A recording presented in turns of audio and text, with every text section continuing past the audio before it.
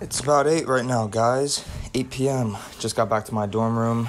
I was at a club meeting, a little out of breath, and I still have a lot of homework to do. Today was eventful indeed.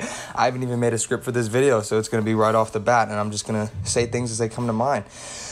Number one, I did a 315 pound, 15-second hold. I know I did one of these back home a while back, but it's been a while. It felt pretty good. My legs were opening up.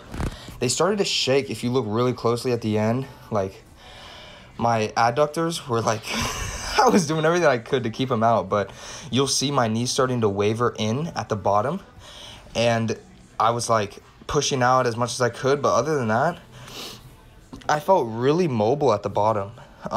Secondly, I got a shout out from Squat University. Squat University, guys. That blew my mind when I heard that. So I've started to post on TikTok again. I've been trying to get more exposure. And I know you guys have seen the recent short videos I've been posting, but this morning, took a Spanish quiz. Jesus Christ, I'm out of breath. Sorry, guys. Took a Spanish quiz, right? Get out of the Spanish quiz, and I see an at in my TikTok, and I'm thinking, oh, someone just added me. They want to just, like, get a hold of me, something like that, right? I checked the at, and it says Squat University, and I'm like, what the hell? I'm like, wow, I'm so glad he found my content. You know, I checked the comments thinking, like, he commented, right? No. I go back to, like, the little activity feed, and I see that he literally made a stitch. It's like a duet type thing where it plays my video, and then it shows him talking about it. And I'm going to post it on YouTube, but he basically said, like, my squat form is, like, a perfect example of what other weightlifters should emulate. And that literally blew my mind, because I'm over here thinking, like, I'm still trying to figure out how to get my squat stance, like, feet straight and everything. And, like, the entire day, man, I was just on, like, a high. I was like, wow. Like, one of my idols and people who I, like, look up to, like, you heard me literally a couple weeks ago talking about, wow, like, I just watched a Squat University video with Olympic weightlifter Chad Vaughn, and I was, like, so inspired, this and that. And then next thing you know, something like this happened on TikTok. He sees my form. He likes my form, stuff like that. But wow, that just made my day today, guys. Not going to lie. It really made my day. And, oh, sorry. In this video right here, you see what I'm doing? I'm turning my toes in and pushing my knees out. That's just to really work on my tibial rotation, also part of Squat University video. But just working on getting my knees out past my toes. But that happened today. I called my mom, and I was like, Mom, you will not believe what just happened. She's like, what, honey? What? She was just like, so like, excited. I love that. I called my mom about everything. She watches my videos. I know you're probably listening to this right now. But she was like, wow, I'm so proud of you, this and that. So I'm really excited. Hopefully I can get more growth out of this. I know, like, that's not my only goal. Like, again, this is like a journal, and that's basically what I'm doing right now. I was excited to come back because I just came back from an effective altruism meeting. I haven't even talked about that yet, but basically just came back from a meeting with, there was a professor in there who is a professor in ethics and morality, I think. And he was talking about, they were all talking about, like, the ethics and morality behind effective altruism and stuff like that. I love those meetings. I barely say a word. I listen, like, 24/7. Sorry, here's my 15-second squat. In all of its glory, I'll give it a sec. So, in this bottom position, look at my knees. I like, most people don't see it. Look, I'm shaking. Look at my knees. Look at them. Look at them. Shake. Shake. Yeah, they were just itching to come in, but I was just keeping them out because under that bottom position, my adductors were completely lengthened. Like, I'm literally, like, sitting completely inside my hips. And I'm also going to make a video about that, too. Sitting inside my hips. Sitting inside your hips, I'm probably going to make a short about that because most people's attention span nowadays is pretty low, at least for video content on YouTube. And there's nothing wrong with that. You know, some people want to see effective things very fast, right? No one wants to spend, not many people want to spend 10 minutes listening to how to squat. You know what I mean? And you shouldn't have to, I don't think. An effective public speaker, effective speaker can get his points across fast. But these videos that I do are like different, right? You're getting a glimpse into my personality, into my thinking for the day, into what I'm going through for the day, right? Each video has its own emotions. Each video has its own well, I wouldn't say personality, but I guess you could say personality, right? How I'm feeling that day is what you guys get into a video. So, but back to effective altruism. I've learned, especially coming here, like, whatever I used to think, like back home I used to think like, damn, I'm right about everything. Like most people are wrong this, wrong that. And then I come here and it's like I get so many perspectives and I'm in front of or next to so many people who are so accomplished that all I want to do is just listen. Like the entire meeting, I made probably a couple comments for clarification, a couple questions for more answering, and more just things that I was intrigued in. And like, it's just like I'm sitting back getting world-class knowledge by the smartest people in the world. Like, where else can I get that? And sometimes I sit back and think like, wow, I'm literally in a position that not many people are in, and it's like I just relish every moment of it sometimes, and like I just appreciate it. Like especially these meetings, like they have free food, stuff like that from these. They talk about it, that we get free food from billionaires that just give us money to get food to talk about pressing issues, this and that. One of my buddies had an issue or a solution he wants to bring up to them.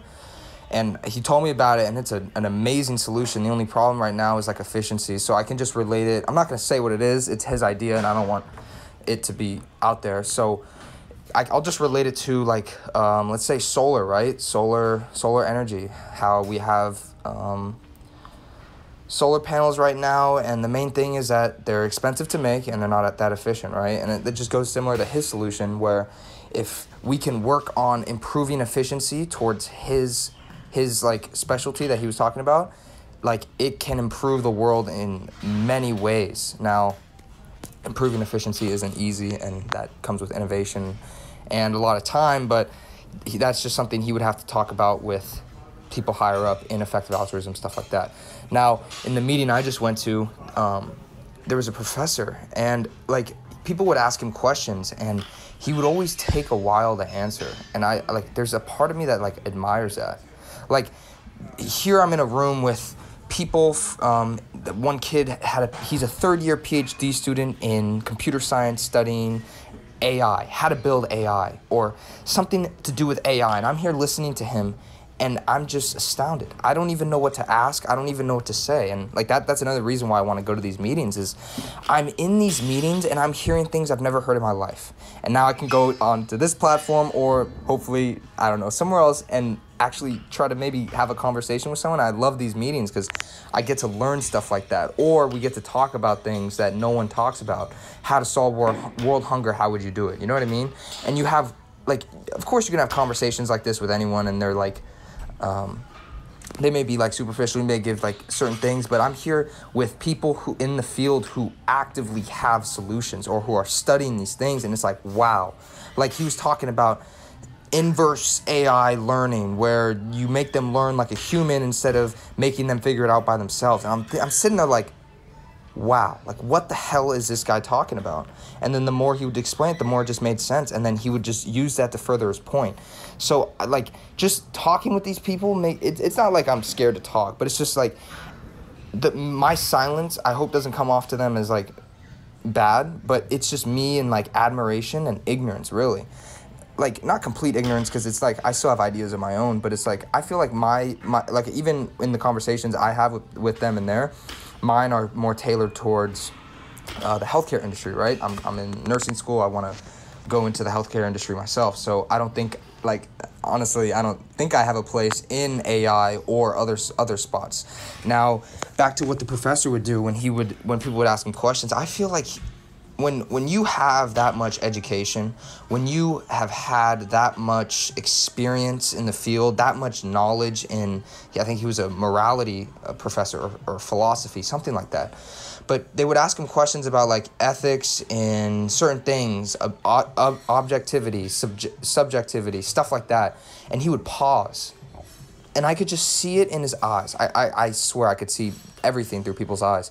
I could see it in his eyes that he's literally recollecting everything he's ever read or everything he's ever written, and he's trying to form it into words that we would understand. And I know, like, at points it sounded like he was getting confused over himself, and like there were people in the classroom. They were like, "Wait, but didn't you say it like this?" And it sounded like he was like getting tripped up or like getting lost. But I swear I could see it. Sorry, I'm back. What I was saying is, I swear I could see it, and I knew that he was really just going back into his memory and trying to pick out pieces of his like past research, writing, and everything that he's ever done to formulate his thoughts. Like, imagine that. Imagine you spent like 5, or in his case, he said 20 years to one subject, and then someone asks you one question, one broad question. You could probably talk for 30 minutes on one question, but I don't even know why I'm emphasizing that, or really what I've even said this entire video. It has nothing to do with me lifting. But I don't know. I just admire people like that. And the main speaker, his name's Kosh. And he's a third-year PhD student as well. He does psychology. And he's an amazing public speaker. Amazing. And there's just things that I admire from that. And I hope to get better at it the more I do this. And I know I have improved since my past YouTube videos. But man, I should wrap that up. Video's already stopped playing and I'm just still talking. I have a lot of microbi to do, a lot of studying. Got a midterm for English this weekend, another quiz in Spanish tomorrow, and my night's just started. I hope you guys have a great night. I will see you tomorrow. I'm going to do some deadlifts. Good night.